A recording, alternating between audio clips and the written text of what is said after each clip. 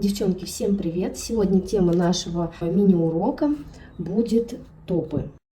Рассмотрим разновидности топы, проклассифицируем их, так скажем, и посмотрим, какой же топ и для чего нам нужен. Итак, топы я могу подразделить на две большие группы. Матовые и глянцевые. И эти два вида мы будем делить еще с вами на подгруппы. Итак, давайте сначала рассмотрим глянцевые топы. Какие же у нас бывают глянцевые топы? Топы бывают с липким слоем, без липкого слоя и топы с шиммером. Топ с липким слоем считается топом более пластичным, топ без липкого слоя менее пластичным, но у него лучше глянец. Поставим его плюс за глянец. Раньше считалось, что топ без липкого слоя можно использовать только на гелевое укрепление, а топ с липким слоем для гель-лака. Поставим его плюс за пластичность. Так вот, сейчас, так как мы делаем с вами укрепление базой, то есть выкладываем архитектуру, поэтому мы можем использовать как топ с липким слоем, так и топ без липкого слоя для гель-лака. Ну и топы с шиммером — это такая своеобразная новинка относительно этих, конечно же, топов. Она позволяет нам придать эффект любому гель-лаку такой, чтобы он блестел. Есть они разные, голографические блестки, обычные серебряные блестки. Сегодня вам покажу два своих фаворита и посмотрим тоже, чем же они отличаются. Кстати, оба они без липкого слоя.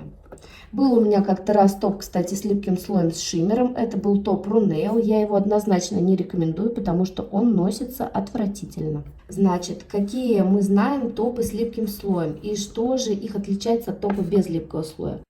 Все топы, которые у меня есть с липким слоем, они без UF-фильтра. Что такое UF-фильтр? Если вдруг кто не знает и меня ругает, что многие мои видео не для новичков, хочу объяснить тем, кто не знает. UV-фильтр – это такой фильтр, который защищает гель-лак от выгорания.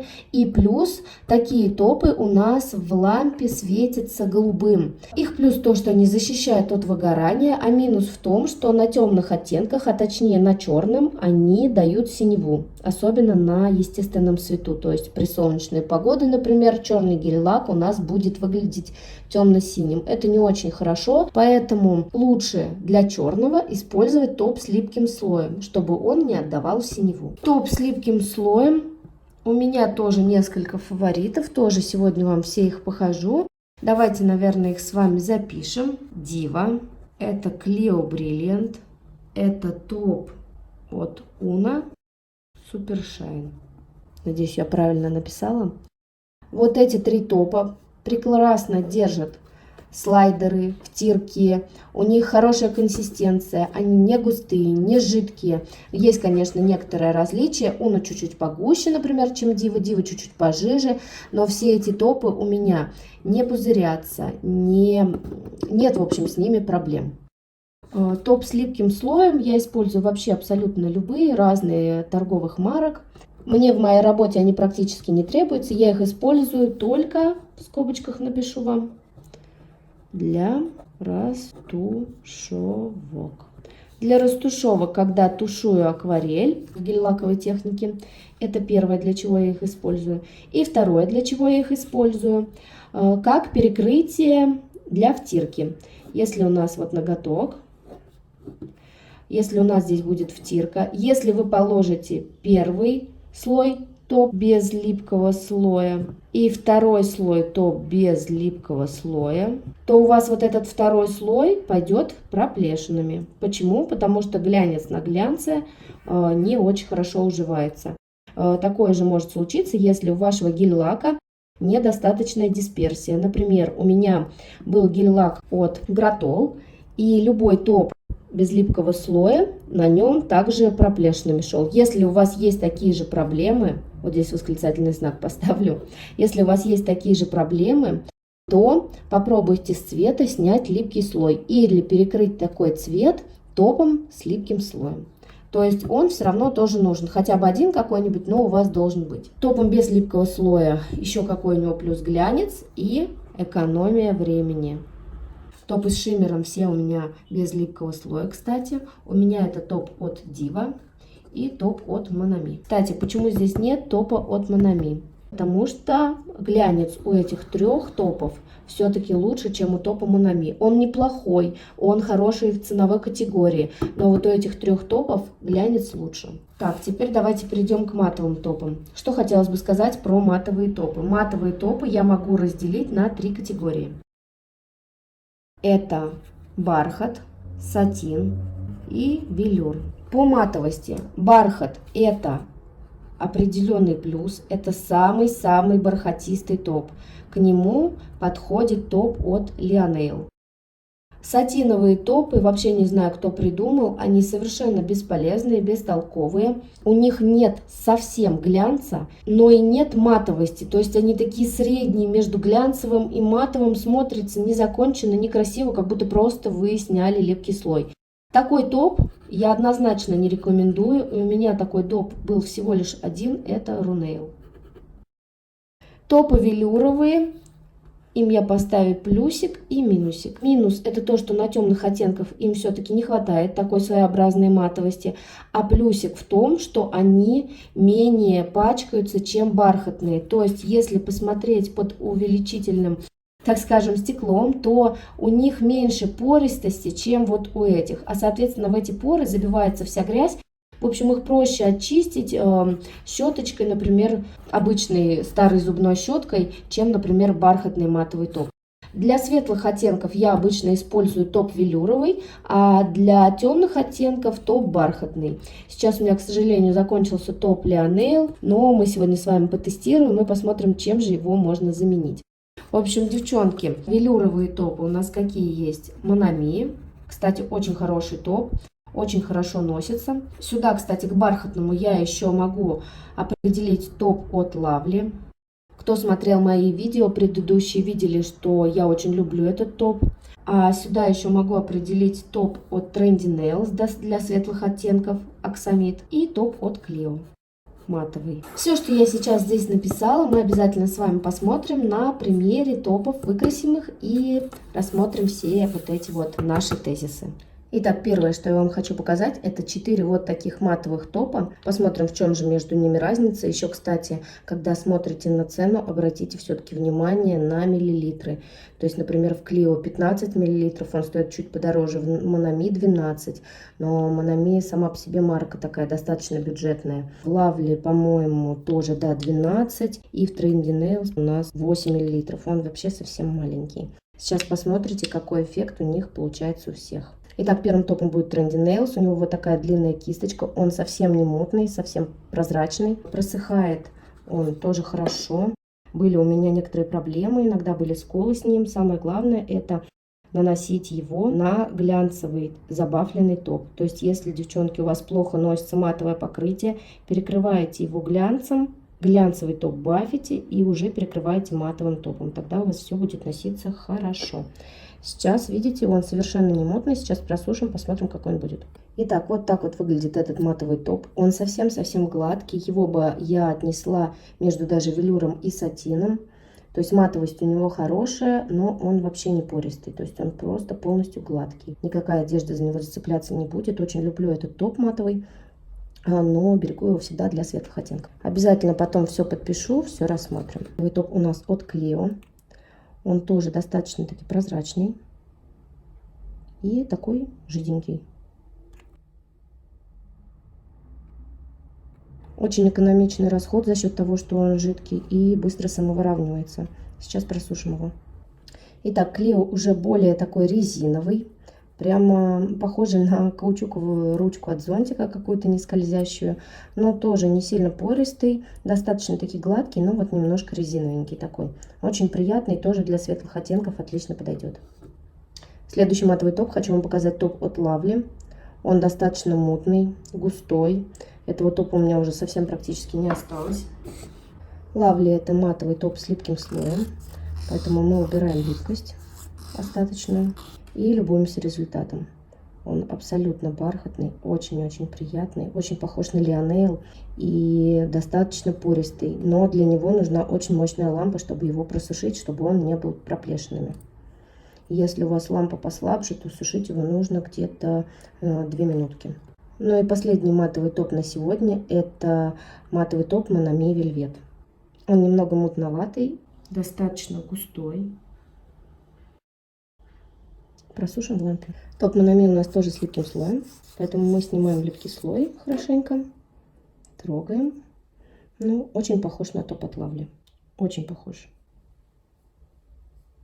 Если рассматривать эти 4 торговые марки, то я бы посоветовала взять топ от Clio для светлых оттенков и топ от Lovely или Monami для темных.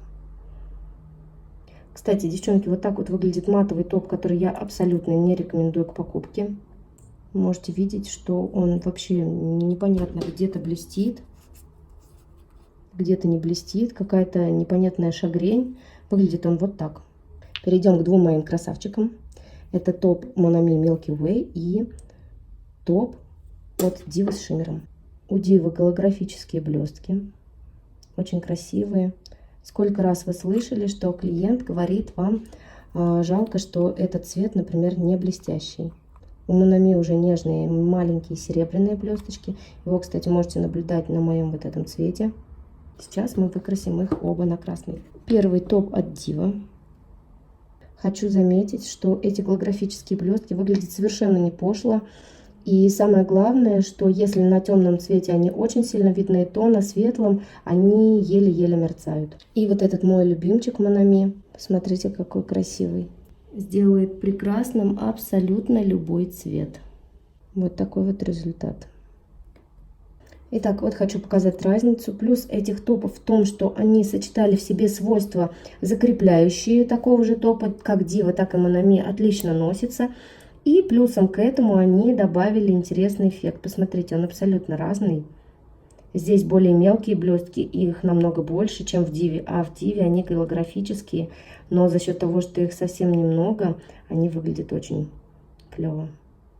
Обязательно специально вам подписываю, скриньте, если вам нужно, разницу, и также для матовых топов. Ну и последнее, перейдем к глянцевым топам. Первый это Super Shine от Monami. Покажу консистенцию. Достаточно жиденький такой топ. Но сделать выравнивание новичку, например, вряд ли у него получится. Потому что все-таки он жидковат немного. Но плюс то, что он быстро и хорошо самовыравнивается. То есть, если изначально у вас сделано грамотное выравнивание, то этот топ отлично подойдет. Хороший глянец, но в процессе носки постепенно затирается. То есть, не могу сказать, что его хватает на очень-очень долгое время. Это у нас топ от Monami. Поставим ему плюсик и минусик. Следующий топ от Diva. Тоже достаточно жидкий и имеет прекрасный глянец. Решила еще сделать вот так. Поставлю плюс, где есть UF-фильтр, и минус, где нет UF-фильтра. То есть у Дивы, у топа нет UF-фильтра. Он прекрасно подойдет для темных оттенков, а Monami для светлых. Следующий топ это Clio Brilliant. Я думаю, все мастера, уже всем он полюбился за свою прекрасную носибельность, тем, что он не так сильно зацарапывается. Консистенция у него очень похожа на два предыдущих топа, но немного гуще. Clio Brilliant, прекрасный глянец. Поставим ему плюсик за то, что у него есть UV-фильтр. То есть плюс значит, что он есть. Он прекрасно подойдет для того, чтобы перекрывать им френч. Френч ваш будет белым за все время носки. Итак, Uno Super Shine. Консистенция похожая на Clio Brilliant. И опять чуть-чуть погуще. Им прекрасно выравнивать. Рекомендую его всем новичкам. Отлично носится. Единственное, что покупайте, пожалуйста, в проверенных источниках. Я, например, заказываю на сайте ImCosmetics. Ссылочки, кстати, на все топы оставлю в описании под видео. Объясню почему. Очень много подделок, девчонки. То есть вы можете купить, пузырек будет не отличить от настоящего, но купите вы совершенно не то. Не обязательно, что цена даже будет ниже. В общем, покупайте в проверенных местах. Uno Super Shine, любовь многих мастеров. Отлично самовыравнивается, имеет приятную консистенцию, с которой справится как новичок, так и профессионал. Быстро выравнивается, но в то же время имеет такую более густую консистенцию, которую можно сделать еще до выравнивания, если у вас есть косячки на выравнивание с базой. И последний топ, это тоже топ без липкого слоя от торговой марки Lovely. Он очень-очень густой. Если честно, я с такими топами работать не люблю. Он еще и немного мутноватый. Я его заказала для того, чтобы укрепить какие-то объемные камифубуки Из минусов это конский расход. Его невозможно нанести очень-очень тонко. То есть нужно брать такую приличную каплю и распределять ее по поверхности. Я уже, видимо, отчаялась. Сначала думала, что же я буду с ним делать. Но сейчас могу сказать с большой уверенностью, этот топ я использую полностью для всех верхних каких-то дизайнов. Это вензеля на матовом топе, глянцевые капли росы, например. В общем, что-то, что связано с дизайном. Плюс он отлично подходит для крепления страз. Итак, вот наши глянцевые топы. Вам, наверное, не совсем видно, но я вам честно скажу, что круче всего блестит Diva и Clio Brilliant. Делят они первое место, на втором месте Uno Super Shine, потом идет Monami и Lovely, они делят самое последнее место. Но все эти топы носятся очень-очень хорошо. Единственное, что вот этот, конечно, густоват. Я его использую только для дизайнов каких-то. И только Diva не имеет ультрафиолетового фильтра, и им как раз-таки я могу покрыть какие-то темные оттенки. Но в то же время светлые я тоже могу им покрыть. Вот такой вот сегодня был полезный обзор, очень много информации. Ставьте лайки, подписывайтесь на мой YouTube канал, ссылочки на все материалы оставлю в описании под видео. С вами была Татьяна Сидоренко. Всем пока!